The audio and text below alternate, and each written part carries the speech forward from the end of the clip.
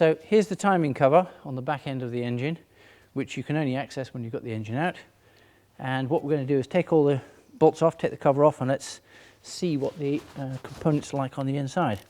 So being a 66 car, the bolt heads are 12 mil AF, and there's a selection of bolts, short bolts all the way around, but there are 3 nuts in this position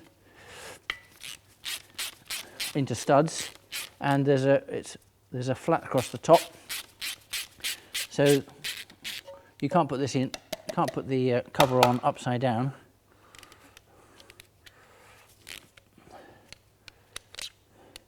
This does look like it's never been off, which is good, and that it's original. Part of the reason why doing this is to try and determine, we're not really sure how many miles this car's done. It might well be it could either be a sub 100,000 mile car, despite its age. But although the timing chain wasn't rattling, it's always sensible as a matter of course, if you're taking the engine out, as these components are so awkward to get at, you can't get at them in the car, it would be silly not to inspect them at least, if not change them. A cork gasket is used on this cover, which of course we have a new one of. They can leak, and of course cork ages, but it's a traditional material used on this cover.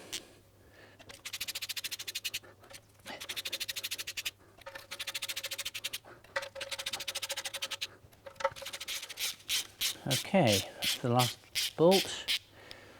It may need a little bit of persuasion because it's been on 40 years, so I'll just get my persuader.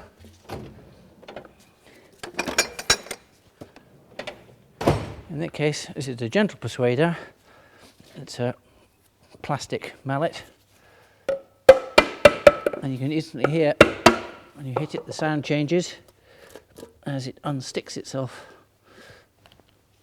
from the gasket. Just take those washers off. Okay, and all shall now be revealed. Okay, well, first impressions are it's relatively clean.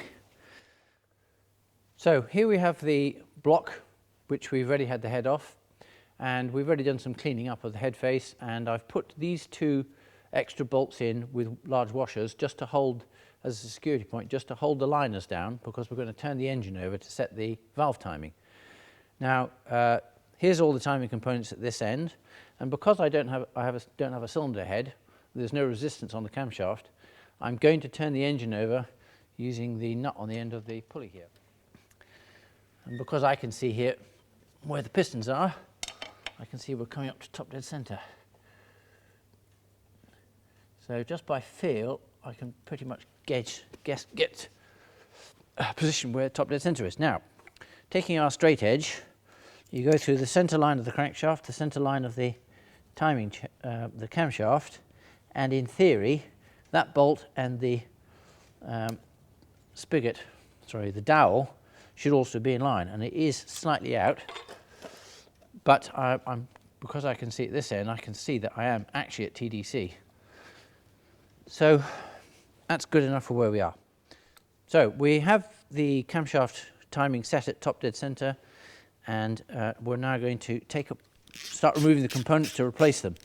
This I've already mentioned, but we can show that this tensioner here has moved out quite far, which also indicates that the chain is worn. Also, a test is if you can lift the timing chain off the sprocket when it's under tension, that shows that it's worn. So this chain's not worn out completely, but because we are where we are, it makes absolute sense to replace all of the worn components, because you can't get at them when it's in the car. So this will now do another 200,000–300,000 miles if you change it all regularly enough without any problem. Right, there we go. So this chain guide at the back there, we will set up when we put the new one on, but we may as well have a quick look at it. It's not actually bad in terms of its wear. It's got a little bit of wear in the grooves where the chain is rubbed against it, but that you could actually reuse that. You can see how the chain is a little loose there. Now the tensioner has got different size bolts, and also the tensioner is fed by oil from behind it, so there's an oil feed hole, which also has a little gauze filter in it, a little brass filter, which we'll show in a minute.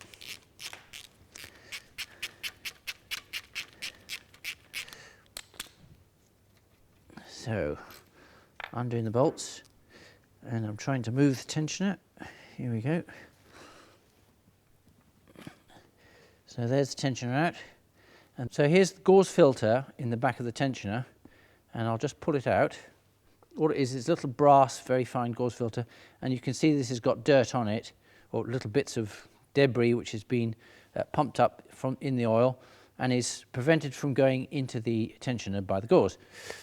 The reason for that is there's the oil feed hole into the tensioner is a very fine hole, and you don't want to get that blocked, so hence the filter. Now, taking this tensioner apart, we're not going to reuse it, but it shows that there's the tensioner face. It's quite deeply scored with the chain, as is normal, and also there's a hole, little tiny hole, which is fed from the oil in the back into the tensioner, which helps lubricate the chain. We're going to replace all of the timing components, the tensioner, the chain, and the guide, and we shall now move on. Okay, so we're now at the point to take off. You have to take off the camshaft timing gear in order to get the chain off, and I'm hoping to be able to just crack them off. There we go.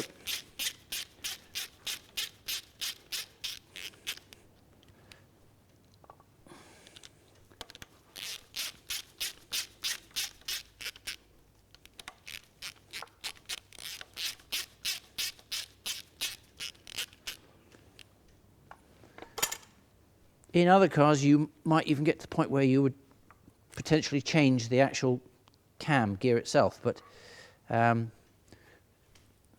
it seems that they don't wear very much, the cam pulley, so they're generally reusable. The final thing to check, seeing as we're in here, is that this plate here controls the end float of the camshaft. So whilst I can rotate this now, you'll see this plate also stops the camshaft moving either way, and it controls the end float of the cam, as I said. And this car is good, the engine's not a problem, so I don't need to change that. And the camshaft doesn't have a problem. So now we have a new timing chain, which we slip onto the cam sprocket, and then onto the crankshaft, and we'll have to do a little bit of manoeuvring around to get the sprocket in the right place so that the timing is correct. This is all set up with the dowel. I'm going to have to go one more tooth, I think, that way. There we go. I just knock that on, and then secure it with bolts.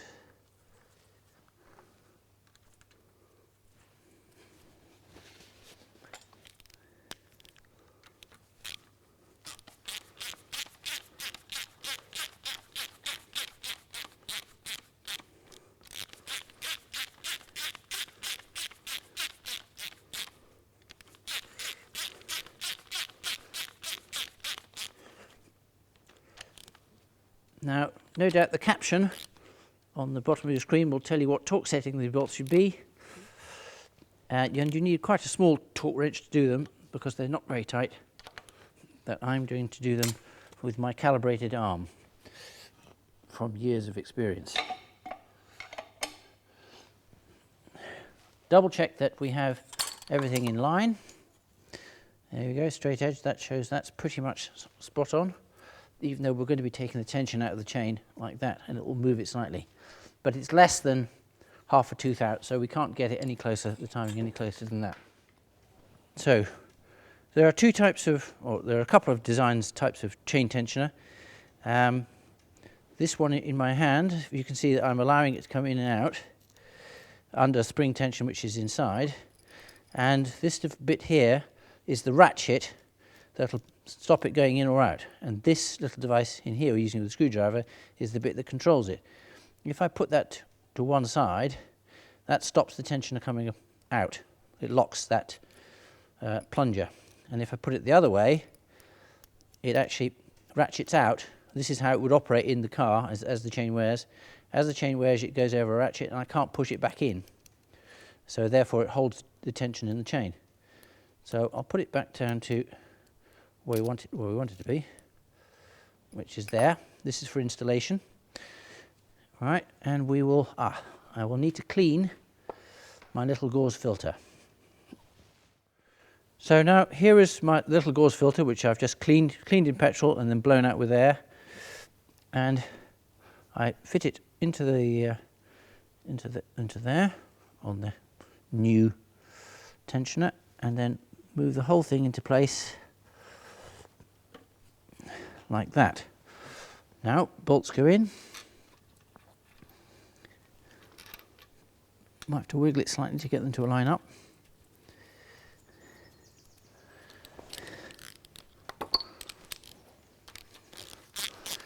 This is an aftermarket tensioner, and the holes are actually slightly larger than the bolts, probably because it's a generic design. So you could actually wiggle it around a bit, but that doesn't really matter.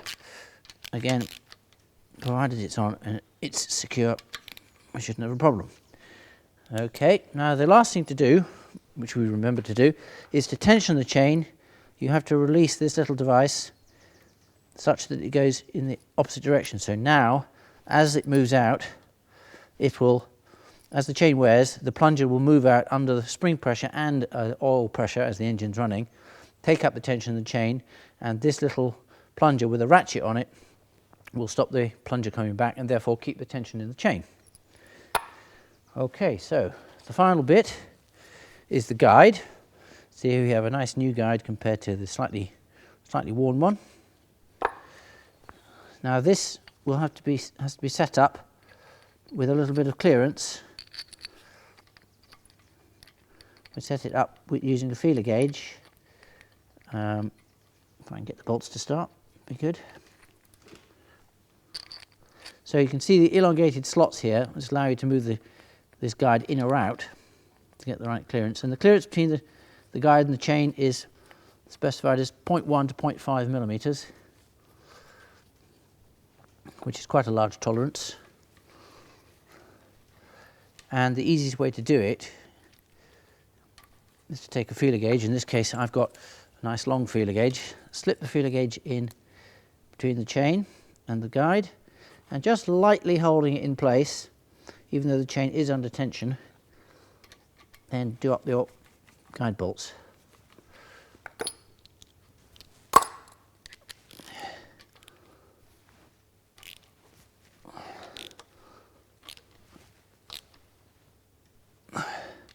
Setting them to the correct torque setting.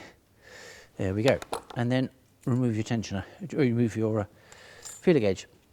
Right, so just to double check that everything is in alignment and correct, you'll see there's a little mark on the crank gear at the bottom there.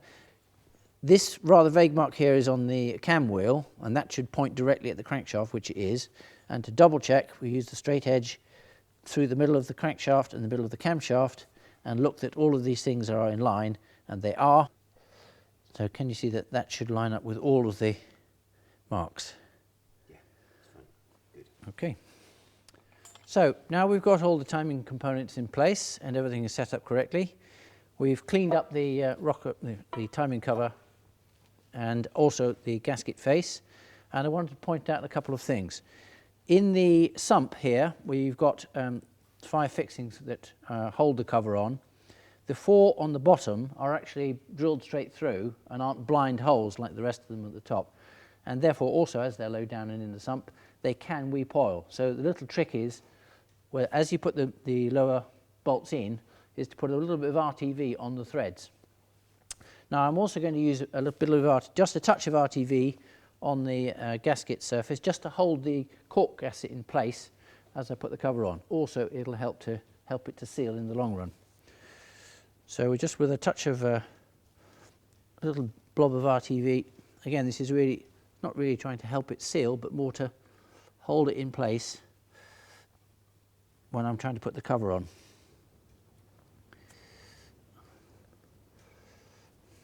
You don't want huge quantities of RTV, because it can, if it gets into the oil ways, it can block oil ways, so you don't really want to do that. So you want to keep the use of RTV, particularly in this engine, to an absolute minimum.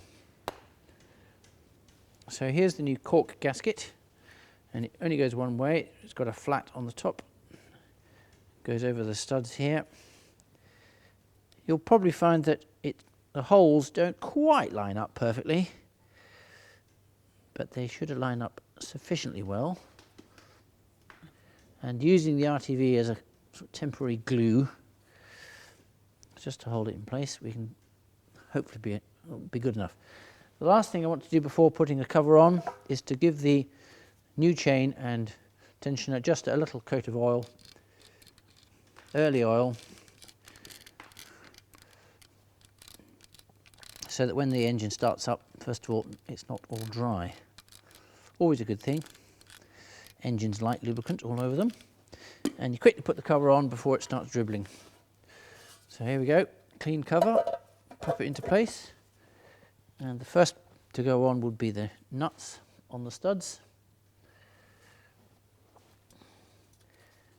And not doing anything uptight to start off with, but just loosely, so that you ensure the technique is to get all the bolts in before you tighten any of them, because you might need to move the cover ever so slightly, and if you've tightened the previous bolts up, you won't be able to do that.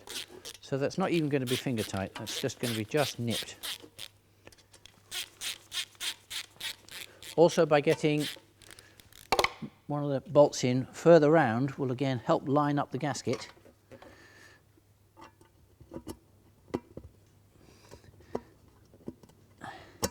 Which of course is problematical. There we go.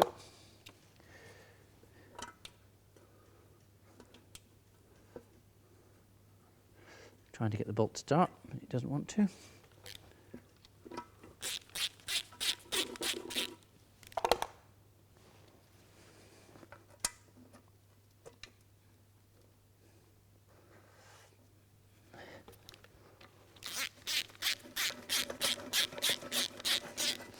Now I may as well do the lower bolts now.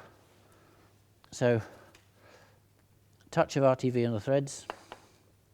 That's probably a bit too much. And put the bolt into place.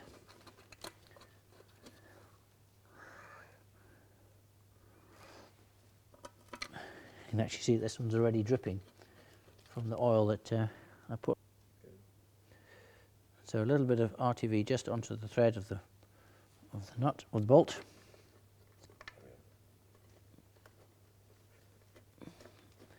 Okay, and there's one more.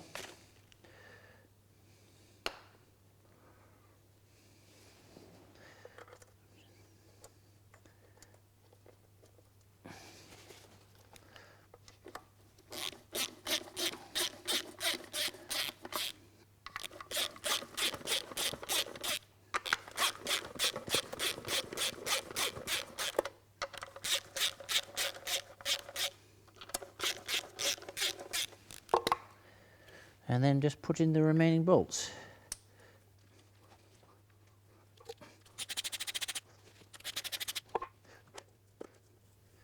The bolts on the timing cover here don't have anti-vibration washers, but they do have plain washers. The only ones with anti-vibration washers are the nuts.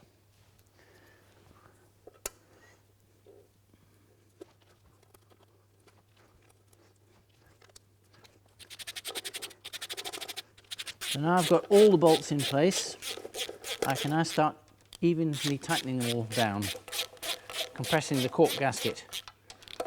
They don't need to be very tight because the gasket, being cork, compresses quite easily. So there's a relatively low torque setting on all these bolts, and there's plenty of them, so the load is nice and even. But of course you don't want this to leak because you can't get it in the car. So really you want to ensure that it's an absolute oil-tight seal.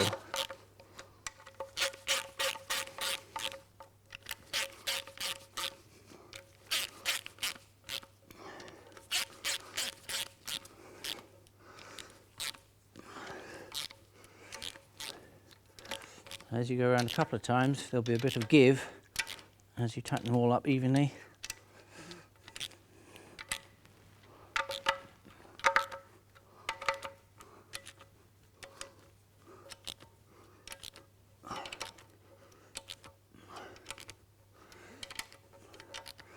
And there we go.